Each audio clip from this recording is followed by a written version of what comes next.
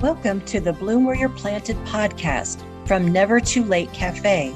I'm your host, Laura Womack.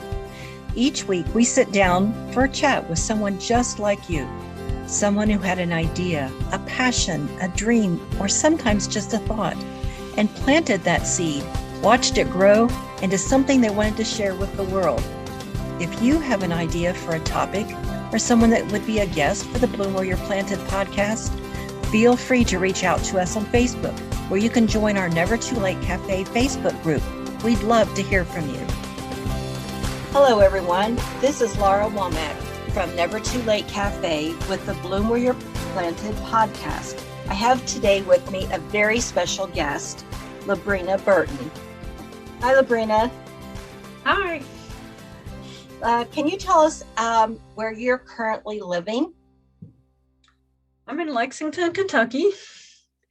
What part of Originally Kentucky? From Knox County, Kentucky, in the southeastern part of the state. Okay. I can say that you and I met at a Wood Songs artist gathering, and I heard some of your writing, and that's why we're talking today, because I was very impressed with your openness to share about some of your experiences. So let's go really dive into your story, go way back of how you got interested in doing writing. Well, I started writing when I was really young. My second grade teacher, who was also my papa's first cousin, started us writing creatively, and every day we had to write something. So I think I credit her with getting getting all of us kids interested in writing. But then I kind of got away from it, having to write essays and such in school. And so I got more interested in sciences. And so I took that route and studied a lot of hard sciences. I loved physics and biology, and I went into psychology, actually. So I was determined to be a scientist, but it wasn't until after I was in the military that I kind of felt like writing gave me a release and a relief from a lot of the things that were going on. So I kept a journal, and while I was in the military, I didn't see a lot of books that reflected the everyday soldier's life, and especially female soldiers. A lot of the books seem to be written for a specific demographic. So I thought, if I ever got out of the military someday, if I made it out of there, I was in peacetime, I wasn't in war, but I thought someday I'd like to write a book about the just regular everyday soldier at the bottom of the rank, just, the common stuff that happens in there, because it's not all just, going to war. It's not all just marching through jungles and deserts, and there's a lot of drama that happens even in peacetime, and no one really knows about it, but we all lived it. So, but it's not all bad. There was a lot of fun stuff that happened, a lot of friendships formed, and I just never saw that reflected in the book. So when I got out of the military, it was a long time before I ever started writing. So it was probably when I was about 39 or 40 years old. And I just decided, after I lost my last job due to disabilities, that it was time I'd finally start doing it. So I started taking classes at Carnegie Center for Literacy and Learning in Lexington. And I decided I'd just go for it. But I never imagined really then that I'd do anything much besides just write, just for myself. So it's been an adventure in itself, but it's been fun too. So where are some of the places that you've had your writings put out at? Have you publicly put them out? It's been published in the Randall Jones, Daniel Boone Footsteps anthologies. There's 4 of those. You can find them at danielboonefootsteps.com. I've done a few readings around Lexington, and I won a writing contest at Bellarmine about, it's a fictional take on a road march I did. It was for a Hunter S. Thompson Gonzo version of storytelling. So I made that road march into a Gonzo story. So that kind of opened a lot of doors to help me meet a lot of great people, including Ron Whitehead. And that's how I got into wood songs. Interesting. So are these like short stories that you have in the Daniel Boone? Yeah, they're personal short stories. Yeah, right. So Okay. they're all true short stories. So they all have to be 800 words or less and based in fact, but they're written. I try to do creative literary nonfiction, and that's what I've been working on with my memoir, but sometimes I deviate and do some creative fiction. So you have connected with a women's group for veterans. What is the purpose of, explain what the group is and what its purpose is? So there is a conference coming up on September 9th through 10th at Lexington. It's called Women Veterans Engage. It's put on by the Lady Veterans Connect. That's out of Winchester, and it's to help. It's a home for homeless women's veterans.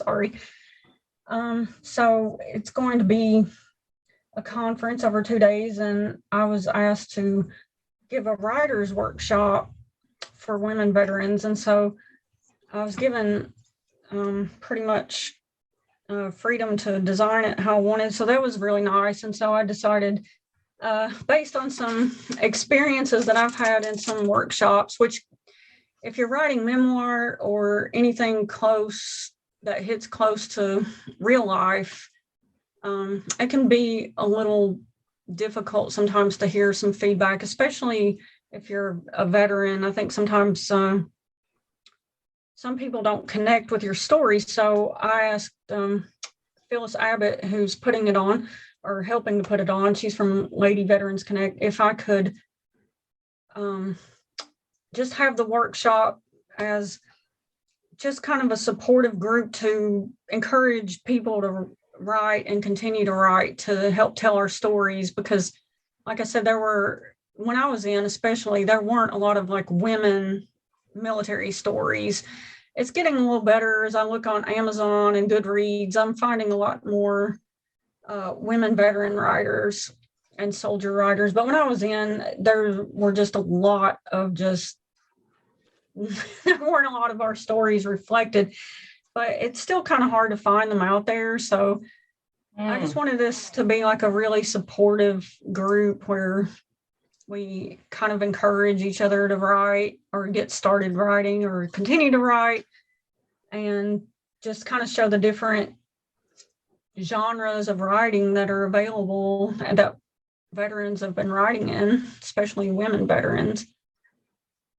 That would be exciting to sort of, get your stuff out there, but you're supporting other people and doing what you're doing. When you mentioned feedback, I think that's real important, because when I heard one of your readings, you shared about, when we talked about how the feedback is not always, in fact, in a conversation we've had, that the feedback is not always positive, but it's probably not from women veterans, is it?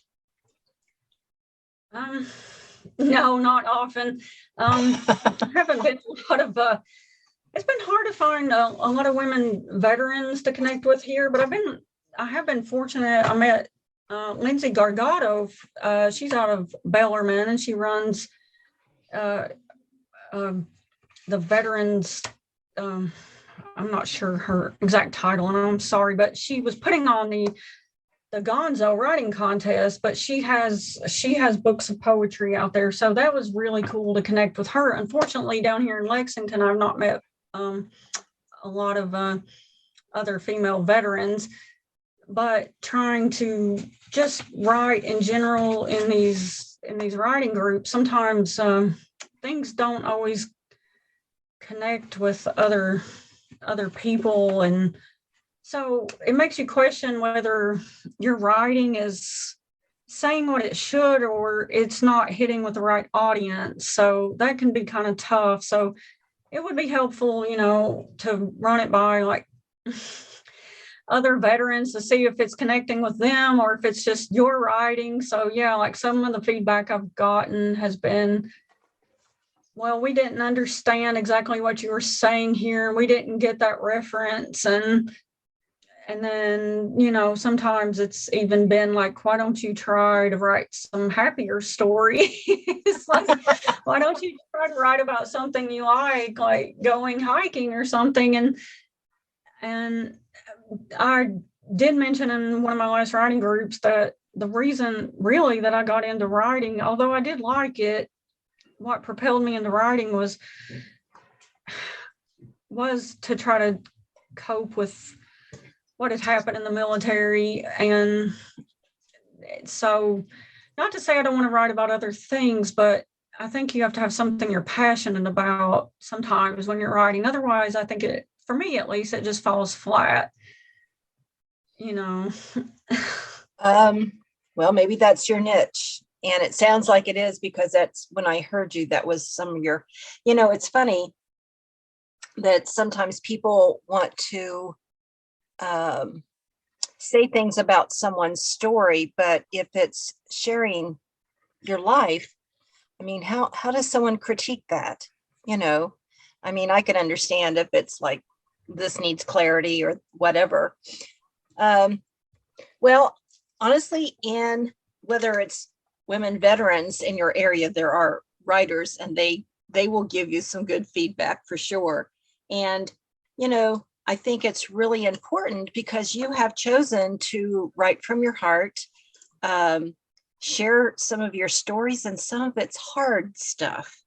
And I applaud you for that, because it can't be easy in an environment where you can be criticized. It's kind of hard to stand alone and do the hard things. But I know there's others out there like you. So on this podcast, we talk about, it's called Bloom Where You're Planted. And I always ask people what that means to them. Yeah, I was thinking about that. I've listened to a few of your podcasts and I really enjoy them. So I was trying to think what that meant to me. And I mean, a couple different times throughout my life, it's just, especially in the military, like I was saying, there were some really hard times, even though it was in peacetime. Like I said, people probably on the outside, a lot of people, even back then when I was trying to call home, tell some people what was going on, and they didn't want to hear it. And you felt so alone. You wondered, like, sometimes how you were going to make it through. And then you'd find your buddies there with you, and then you'd look around, and like for me, I was in Germany, and then you'd look for the beauty there, and you just find like those moments, and like just these special moments that you're just like, wow, I would never have this if I hadn't come here. I may be going through some really rough stuff right now, but oh my gosh, I would never have experienced all this. It would just be the dichotomy of it. Sometimes it's just like, wow, I just can't believe like the range of emotions sometimes. And it was just the pure joy sometimes I felt, which sounds crazy, but I never experienced the joy sometimes that I felt in the military. And it was from having those close friendships and seeing such beautiful places and doing such amazing things that I never did out here and I've never done again. So it was about recognizing that in the moment. I see. So you were able to bloom in your experiences. So That's awesome. So, kind of go back a little bit too. So you were studying sciences, and what was the appeal of the military to you? I was really young when I went in. I was only 17. I was still a junior in high school. And so I wanted to go to college, and there was no money. There was really no help. And I knew if I wanted to get to college, I needed to find a way to get there on my own. But there was also that appeal of adventure. So I felt that adventure calling. And so it was kind of like a 2-for-1, adventure and money. And, so I was like, I feel like a win-win. But, there's always, and I heard the stories. Oh my gosh, I heard the stories all the time from from veterans. And they were telling me all these things like, oh, wait till you go in, wait till you see all these things. And yeah, it was like this big call to adventure, and I wanted that. And so that's part of what my memoir is about, is like, you hear these stories and you go in and you realize like a lot was left out of those stories. And so it's almost a coming of age story of like, you realize what real life is about. It's good and it's bad and it's ugly. So I'm trying. So I'm still revising, and I'm hoping to, bring some more nuance into the story, that it's not all bad in there. I don't want it to seem like that, but it's like the growing up, the realization that these stories I heard, they're true, but there's a lot more to them than what those guys were telling me. But are they recruiters? No, recruiters. Some of them, but they were like, wait till you go to Germany, you're going to have so much fun, you're going to buy a car and drive down the Autobahn. And I did all those things.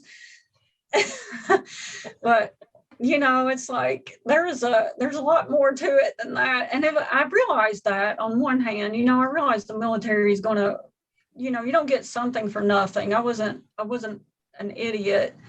I realized I was going to have to work hard. It's just, there's a lot that I felt like they, a lot. Yeah. They gave you the abbreviated version. So yeah, they gave me the I call it the fairy tale version. So and I always wondered, like, if it was so great, why did they come home? So I was like, then I found, I was like, so I kind of found out some things, and it was like, ooh, okay. But it was like so what I was hoping to tell with the memoir is like exactly what happened, is like I got the stories out of it, and like that was really like priceless too. I got the memories and I got the stories, just so how long I got my own stories. How long were you in the Army? I did 4 years total. Mm-hmm. So was Germany your only location, or you had to have done basic somewhere? I did some time over here, in basic, and then my advanced individual training, and then some time as a reservist. So but altogether it's 4 years. I'm sure your perspective from a woman in the Army is very different too, and then your age. So you did a lot of growing up. I mean, 17 to 21. Yep. What advice or what words of wisdom would you give someone that wants to do what you're doing? You're writing your story, you're sharing some hard things, you're taking some criticism for standing up for your writings and your stories. So what kind of words of wisdom would you have for someone? No, I'm kidding. No, I'm kidding. I think I love that I'm seeing, so like I'm finding way more female veteran writers than I ever have. Like I said, I didn't see their stories represented when I was in there. So I think we need like more women coming forward, and more women in general, I guess, and more women veterans especially, but they're brave. We've been brave before. We've done a lot of hard things. So this will be another hard thing, and it'll be a lot harder than probably you ever thought it was going to be, but that's not anything we haven't faced down before. But I always bring kind of my military training to it and realize that, yeah, it's hard and you got to keep going and you got to stay focused on what you want out of it and what you hope is going to happen in the end. And it's not just the end, but it's also like you got to stop and, like I was saying about being in the military, of what's going on in the moment and enjoy it along the way, but also you got to find like a good group of battle buddies. You know, you got to find those friends that are going to be there and those people who support you, because I found like all those myths and that romanticism about riders. It's just like when I was in the military, you hear all these stories, but the reality is that it looks a lot different than the stories people tell you too. And you don't go it alone. You know, you got to have a lot of support. So that's what I found to be really helpful with my riding, is I've had a lot of support and I'm grateful for it. You know, artists in general have the challenges of rejection. And I'm just going to share a quick story about a relative that's a writer that you know, Lee Pennington, had talked about his rejections were so numerous, and he had an apartment where he was determined to wallpaper his walls with the rejection letters. So I think that's amazing, because instead of, it was just like, oh, it's just another one. And, you know, people find their way through that. They do. And you will. And because, and I think it's a wonderful thing you're doing, that at the Writers Conference, you're going to be able to support people, other women veterans that want to write. You may have a whole new group of people that are in the same boat. And that's exciting, I would think. Conferences have a way of doing that, or, you know, workshops or retreats or whatever, where you get to spend time with people that are on the same path, maybe not exactly, but in general. And that sounds exciting. So yeah, I'm super excited. And I've never I was like, I've never taught a workshop before, so I'm kind of nervous at the same time, but excited. I've been to a few conferences, writing conferences, and I went to Imaginarium, and I've been to the Carnegie's Books in Progress, and then I got to do the Wood Songs Writers picnic, or not writers, but artist picnic. I'm biased, you can tell, writers picnic. But you mentioned Imaginarium. I didn't see you there. I was there the last 2 years. Oh, cool. No, I didn't see it. It was so big, though. It was like, oh my gosh, it was like so. This past year was a lot bigger than the year before, even. So, yeah, it was so fun. That's my first year going, and it was like, I walk in and there's like Ghostbusters and vampires, and I was like, oh, what have I walked into? Yeah, there's gamers and costumes, and it's a lot. So besides the conference that you're going to be doing, this writers conference, what's next for you? I'm still revising that manuscript and hoping to get it published this year. So that's my goal. Nothing against self-publishing, but I really would like to go with a small press here in Kentucky. So I think I could hook you up with somebody. I hope so. That's good networking. So yeah, I really like, I like the family that comes with like a small press. I've been to a few of those like author events, and I love how they have that community. And, that's something too, like I always crave after being in the military, is that community that comes along with things. So that's what I like. So I really would like, after, everything's like all squared away, hopefully I get a small press, and that family again.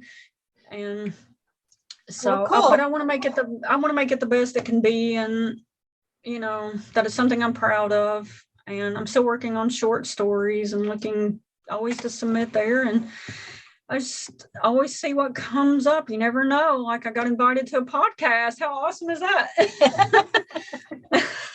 I think it's, this is just the beginning for you. And it's exciting because we're going to hear lots and lots more, I'm sure, about you. So, well, as our time comes to a close, I want to thank you, Lubrina, for being our guest today on the Never Too Late Cafe sponsored podcast of Bloom Where You're Planted. And let's keep in touch. I want to hear the progress you're doing. And so thanks so much for being a guest today. All right. Thank you so much. I appreciate it. All righty. Bye-bye now. Bye.